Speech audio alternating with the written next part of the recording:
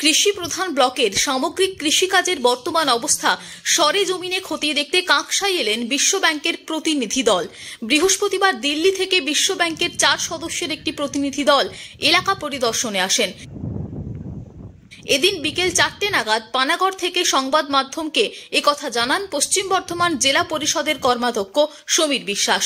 তিনি বলেন, কাকসার ত্রিলোকচন্দ্রপুর এলাকার কৃষি জমি, সেখানকার মাটির উর্বরতা, চাষের জন্য জলের ব্যবস্থা ও চাষের জন্য জল ধারণের ক্ষমতা সম্পন্ন জলাশয়গুলি পরিদর্শন করার পাশাপাশি এলাকার বেশ কয়েকজন কৃষকের সাথেও তাঁরা কথা বলেন।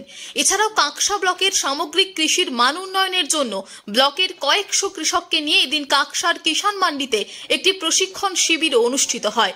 এদিনের এই প্রশিক্ষণ শিবিরে কাকসা পঞ্চায়েত সমিতির কর্মাধ্যক্ষ নবকুমার সামন্ত, জেলা পরিষদের কর্মাধ্যক্ষ, কাকসা ব্লকের মুখ্য কৃষি আধিকারিক, কাকসার বিডিও পন্না দে, পঞ্চায়েত সমিতির সভাপতি ভবানী প্রসাদ ভট্টাচার্য সহ সহসভাপতি জয়জিৎ মণ্ডল সহ অন্যান্য আধিকারিকরা উপস্থিত ছিলেন।